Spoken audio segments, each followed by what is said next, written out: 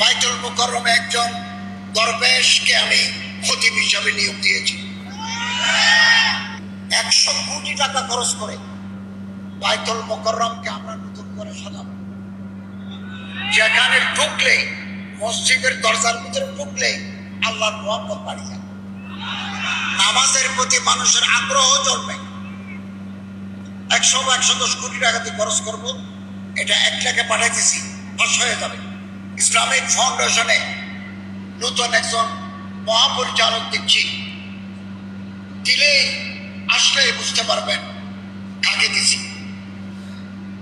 তুই যে কত বড় জানোয়ার, তুই যে মুসলমান লেফাজারি ফকাই বাতিরি শয়তান, এটা আমি ভালো করে জানি রে। তুই যে 100% ধর্ম ব্যবসায়ী, তুই বাংলাদেশের ধর্ম ব্যবসাকে বাণিজ্য রূপে প্রতিষ্ঠা করার জন্য উঠে লাগছে। তুই যে একটা আলের নামের জাহেল, তুই বাইতুল মুকাররমে তুই টাকাতে খরচ, তোর বাদিনে সম্পদ বেশি খরচ করবি তুই, হারামির বাচ্চা আইজতেন।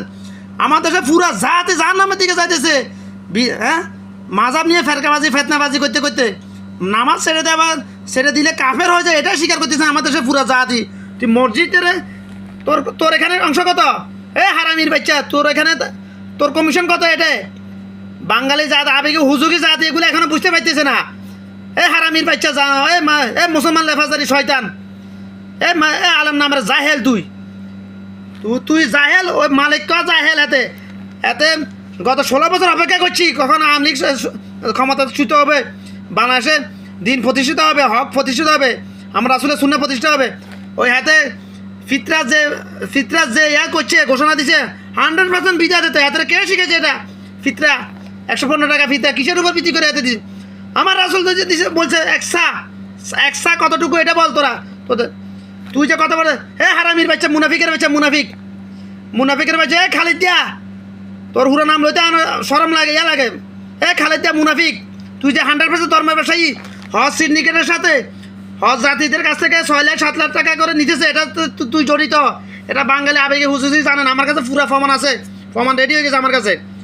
তুই বলেছিলি না শপথ গ্রহণ করে এবছর ইনশাল্লাহ তুই বলছ না হারামির বাচ্চা, ইনশাল্লাহ বলি তুই করতি, তোর মুখ থেকে ইনশাল্লাহ বের হবে না। এখনও বের হয়েছে একটা কথা দিয়ে, এত কথা বলছো, একটা কথা তোর ইনশাল্লাহ বের হয়েছে, বের হয় নাই। পুরা কথা শোনার সময় না আমার। যতগুলো কথা বলছো ইনশাল্লাহ বের হয়েছে, বের হয় না তোর মুখ থেকে, কারণ তুই শয়তান। একটা প্রকাশ্য লেফাজারি বাতিলের শয়তান, তুই মানসিক শয়তান। তুই ধর্ম ব্যবসাকে বাণিজ্য রূপে প্রতিষ্ঠিত, বিদাতকে বাণিজ্য রূপে প্রতিষ্ঠিত হয়ে গেছে বাংলাদেশে। এখন ধর্ম ব্যবসাকে বাণিজ্য রূপে প্রতিষ্ঠিত করার জন্য উঠে পড়ে লেগছ তুই। ওই হামজা ইয়া, ওই মুনাফিক হামজা, ওই ইব্রাহিমিয়া, ওই মনোয়ারিয়া, এগুলা সব আরও অনেকগুলো আছে।